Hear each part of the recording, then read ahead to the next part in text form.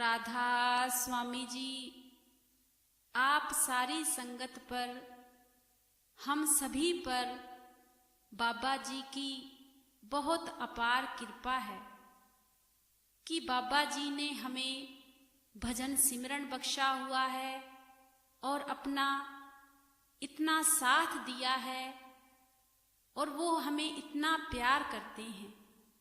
तभी हमें यह साखियाँ और सत्संग सुनने का मन करता है, क्योंकि सत्संग और साखियाँ भी वही लोग सुनते हैं जिन पर मालिक की अपार कृपा होती है। हमारी एक बहन है अनीता बहन, जो कि हमें कमेंट करती हैं कि दीदी आप जब भी साखियाँ पढ़ते हो तो आपकी आँखों से आंसू आ जाते हैं। तो मैं उनसे सिर्फ यही कहना चाहती हूँ कि वह मेरे बस में नहीं होता। मालिक की ही कृपा है। जब मुझे कोई अपनी आप बीती सुनाता है, कोई बात शेयर करता है, तो मैं सोचती हूँ कि मालिक की हम पर कितनी कृपा है। तो अनीता बहन कहने लगी कि जब भी मैं आपकी साखी सुनती हूँ तो हमारा भजन सिमरन करने को और मन करता है। तो मैं अनीता जी से यही कहूँगी कि वह मन इसलिए करता है क्योंकि आप मालिक से बहुत प्रेम करते हो। सतगुरु की आप पर अपार कृपा है, इसीलिए आपका साखी सुनने में मन करता है। पिछली जो साखी हमने अपलोड की थी वह आशा बहन की थी, जिन्होंने हमसे अपनी आप बीती शेयर की थी, जिसे सुनकर हमारी आंखों से भी आंसू आ गए थे कि बाबा जी ने उनका जो कैंसर का रोग है किस तरीके से ठीक किया। तो यह अपार कृपा मालिक की हर जीव पर होती है, पर उन्हीं लोगों पर अगर हमारा भजन सिमरन पक्का होगा, हमें विश्वास होगा, तो मालिक सभी पर अपनी दया मेहर इसी तरीके से करते हैं। अगर ऐसे ही और किसी भी बहन के साथ, भाई के साथ आप बीती हुई हो और वह भी अपनी आप बीती हमसे शेयर करना चाहते हैं, तो वह हमें व्हाट्सएप मैसेज जरूर कर सकते हैं। और कुछ मैसेज हमें आए थे कि दीदी आप जो भी साखियाँ अपलोड करते हो वह हिंदी में करते हो। कुछ लोगों को हिंदी सुनना अच्छा नहीं लगता, तो आप पंजाबी में भी अपलोड किया करो। तो इसीलिए हम कोशिश कर रहे हैं कि जो भी साखियाँ हम हिंदी में अपलोड करते हैं उन्हें अब हम पंजाबी में भी अपलोड किया करेंगे। यह तो थी कुछ बातें। अब मैं जो सत्संग पर गई हुई थी ब्यास, तो वहाँ पर मुझे एक बहन मिली, तो हम दोनों इकट्ठे ही बैठे हुए थे। तो वह जो बहन थी पहले तो मेरी तरफ देखती रही, तो मैंने उनसे कहा कि दीदी आप मुझे ऐसे क्यों देख रहे हो। तो वह बहन कहने लगी कि मुझे ऐसे लग रहा है कि मैंने आपको कहीं देखा है।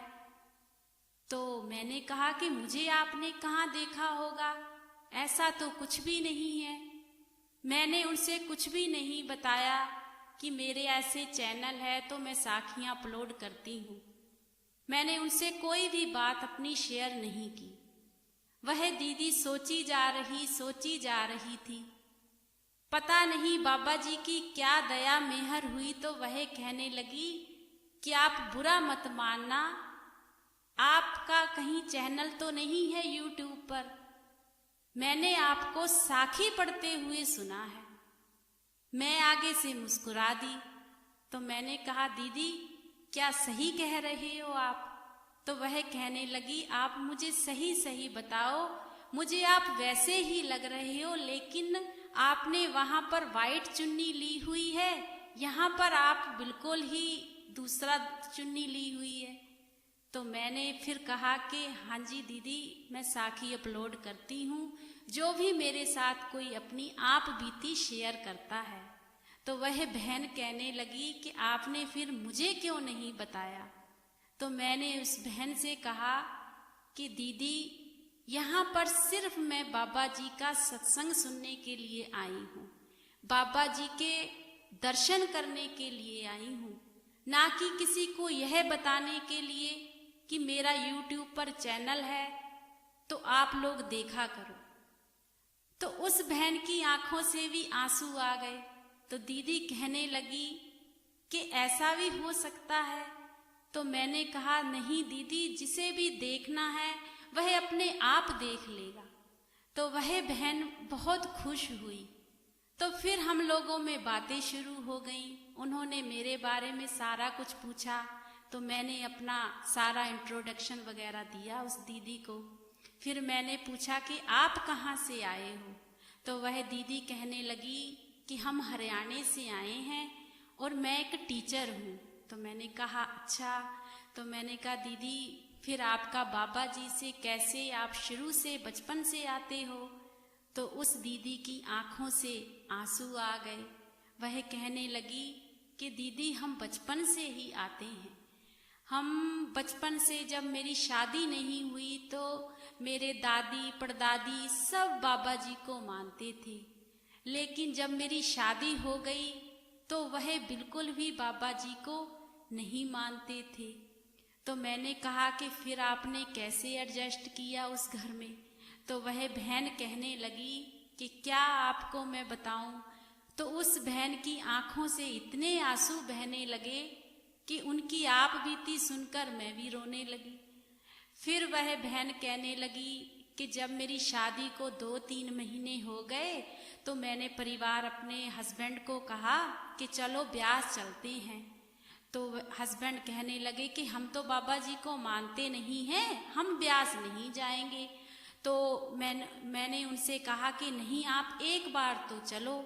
कहने लगी कि वह एक बार मेरे साथ ब्यास आ गए।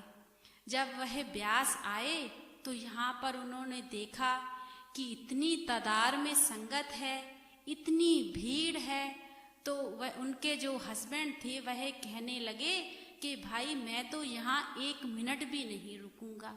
कहने लगी उधर बाबा जी का सत्संग होना था, लेकिन जो मेरे हस्बैंड थे वह रुकने को तैयार ही नहीं हुए।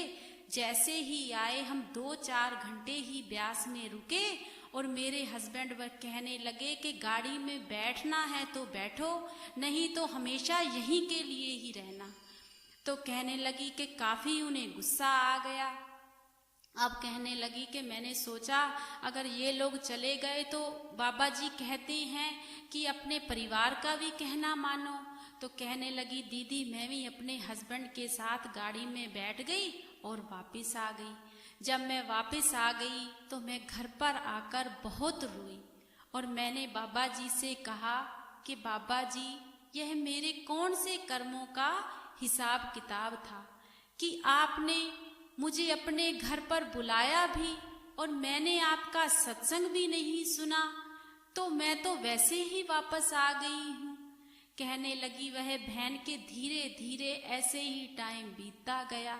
मैं अंदर जाके जब भी मैं काम करती थी तब भी रोती थी, जब मैं स्कूल में पढ़ाने जाती तब भी मेरा मन नहीं लगता था। इतनी मैं परेशान हो गई कि मेरा कहीं मन टिकता ही नहीं था। फिर कहने लगी कि एक दिन मैंने अपने सतगुरु के आगे खड़े होकर अरदास की कि बाबा जी ये नहीं जाते ना जाएं, लेकिन एक बार मुझे तो अपने पास आने दो। आप खुद कहते हो कि परिवार वाले नहीं आते, उन्हें मत कहो, लेकिन मुझे तो ये लोग आने दे। तो कहने लगी वह बहन, 4-5 साल हो गए मेरी शादी को, पर उन्होंने मुझे ब्यास नहीं आने दिया। वह कहने लगी एक दिन हम ना कहीं घूमने के लिए गए, पंजाब में ही कहीं घूमने के लिए गए। जब वह घूमने के लिए गए तो वहाँ पर कोई प्रॉब्लम हो गई और वह लोग वहाँ पर फंस गए। जब वहाँ पर फंस गए तो वह अब सोचने लगे कि अब हम क्या करें। अब उनके पास जो पैसा था वह भी बहुत कम था और उन्हें वहाँ पर रुकना भी था। तो वह बहन कहने लगी कि मैंने अपने हस्बैंड से कहा कि अब तो हमारे पास कोई भी रास्ता नहीं है, तो हम ऐसे करते हैं, पास में ही ब्यास है, वहाँ पर चलते हैं, वहाँ 2-4 दिन रुक भी लेंगे और जो अपना काम है वह भी कर लेंगे, लेकिन वहाँ पर चलते हैं। अब उसके हस्बैंड कहने लगे कि नहीं, मैं ब्यास नहीं जाऊँगा, मुझे पहले भी तुम वहाँ पर लेकर गई थी। अब वह बहन कहने लगी कि हमारी कंडीशन इतनी खराब हो गई है, उनके साथ जो हुआ था वह भी उन्होंने हमारे साथ शेयर किया था, लेकिन उन्होंने मना किया था कि वह बात संगत के साथ शेयर ना करें, इसीलिए मैं उनकी वह बात नहीं बता रही हूँ। तो फिर उन्होंने क्या किया, काफ़ी परेशान हो चुके थे, तो उसके जो हस्बैंड थे वह भी सोचने लगे कि पैसा तो एक नहीं बचा, अब करें तो करें क्या। अब उन्होंने अपनी जो गाड़ी थी वह ब्यास की ओर मोड़ ली। जब ब्यास की ओर मोड़ ली, वहाँ पर आए तो वहाँ देखा संगत इतनी ज़्यादा नहीं थी, क्योंकि वहाँ पर भंडारा नहीं था। अब वहाँ पर आए, अब वहाँ ब्यास की फैसिलिटी का सभी को पता है, सेवादार पूछते हैं कि भाई कहाँ से आए हो, कैसे आए हो, क्यों आए हो। जब उनकी अंदर एंट्री हो रही थी तो उनसे सारी बात पूछी गई, उन्होंने सारा कुछ बताया, तो सेवादारों ने उन्हें अंदर लेकर गए। जब अंदर लेकर गए तो उन्होंने कहा कि जो भी तुम्हारा काम है बताओ, अगर तुम्हें कोई पैसे की दिक्कत है, कुछ भी दिक्कत है, हमसे बात करो, हम सारा कुछ सुलझाएंगे। उन्होंने अपनी सारी परेशानी सेवादारों को बताई। उन्होंने सेवादारों ने ही उनकी मदद की, उन्हें जो उलझन में फंसे हुए थे उस उलझन से निकाला और जो भी उनकी परेशानी थी उनको सही किया। और सबसे बड़ी बात जो बताने वाली है, उस समय बाबा जी का कोई सत्संग भी नहीं था, कुछ भी नहीं था, और उन्हें क्या देखने को मिला कि बाबा जी की अचानक से गाड़ी डेरे में एंट्री कर रही है और बाबा जी के उनको दर्शन हुए। जो वहाँ पर थोड़ी बहुत जो जत्थे सेवा पर आते हैं वह वहाँ पर बैठे हुए थे, उनको भी दर्शन हुए, और यह जो बहन थी, हस्बैंड थे, इनको भी दर्शन हुए। तब उस भाई ने हाथ जोड़कर उस मालिक का शुक्राना किया। तब उस भाई की आंखें खुल गईं कि ये कोई आम इंसान नहीं है, यह तो पूरे सतगुरु हैं। तो उनको मालिक के दर्शन भी हो गए, जो उनका काम बिगड़ा हुआ था वह भी सेवादारों की वजह से सही हो गया, और वह 2 दिन ब्यास में रुके और सेवादारों ने उन्हें कहा कि अगर आप कहते हो तो हम घर पर भी आपको पहुंचाकर आते हैं। तो उस भाई ने कहा कि नहीं, हमारे पास गाड़ी है, हम चले जाएंगे। तो फिर उनका जो भी काम था वह सुलझ गया और वह घर सही सलामत अपना हरियाणे चले गए। तो वह जो बहन थी, जब यह बात हमें सुना रही थी तो उसकी आंखों में इतने आंसू थे कि मुझसे भी उनकी यह आप बीती सुनकर रही नहीं गई। तो वह बहन कहने लगी कि आज मेरा पूरा परिवार यहाँ पर डेरे आ रहा है। जब हम बातें कर रहे थे उन्होंने अपनी पूरी आप बीती सुना ली। तो उनके बाद उनके जो हस्बैंड थे वह भी लंगर छकने के लिए गए थे, तो वह भी आ गए। 2 छोटे छोटे उनके बच्चे थे, वह भी आ गए। तो मैंने भाई साहब जी को भी राधा स्वामी बुलाई, तो वह भी बहुत खुश होकर बोले। फिर मैंने भाई साहब से कहा कि आपकी जो आप बीती है वह मैंने सुनी है। तो वह भाई आगे से मुस्कुराने लगे और कहने लगे कि दीदी जो कुछ भी है यहीं पर है, मैं भटक गया था। काफी टाइम वह भी बातें करते रहे। अगर मैं सारी बातें बताती हूँ तो वीडियो बहुत लंबी हो जाएगी। हम तो 2-3 घंटे तक आपस में ही बातें करते रहे थे। मैंने तो आपको जो खास बात है वह संगत के साथ शेयर की है। तो वह परिवार पूरा ब्यास आने लगा। तो कहने का भाव सिर्फ इतना है कि हमें मालिक पर विश्वास होना चाहिए, हमारे अंदर वह तड़प होनी चाहिए। वह बाबा जी जरूर सुनते हैं, और बच्चियों की, बेटियों की तो वह इतनी सुनते हैं। हमें ऐसा लगता है कि सतगुरु हमारी सुन नहीं रहे। अगर कोई भी बच्ची बाबा जी की फोटो के आगे भी खड़ी होकर अरदास कर देगी ना, तो सतगुरु जरूर सुनते हैं। यह तो मेरी खुद की आप बीती भी है। जब भी मैं कभी परेशान होती हूँ, जब भी मैं किसी दुख तकलीफ में होती हूँ, ऐसा कोई भी इंसान नहीं है इस दुनिया में जो सुखी नगरी में है। सभी दुखी हैं। ऐसा नहीं है कि मैं साखियां अपलोड करती हूं तो मैं बहुत सुखी हूं। मेरा भी मालिक से, मैं भी मालिक की उतनी ही बच्ची हूं, आप लोग भी उतने ही बच्चे हो। लेकिन जब मैं भी तकलीफ में होती हूं ना, तो मैं भी सतगुरु से अरदास ही करती हूं कि बाबा जी हम आपके बच्चे हैं, हम इतने लायक नहीं हैं, हम भजन सिमरन नहीं कर सकते, हमारे पास तो कुछ भी नहीं है।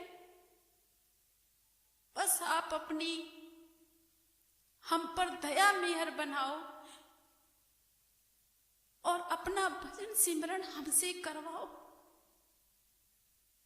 इससे ज्यादा मैं कुछ नहीं कह सकती। राधा स्वामी जी।